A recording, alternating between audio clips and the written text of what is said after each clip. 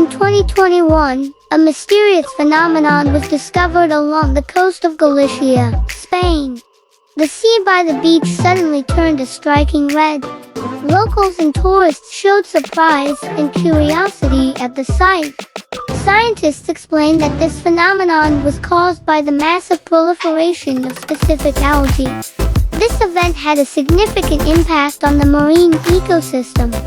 This unique natural phenomenon broadened our understanding of the mysteries and changes of nature.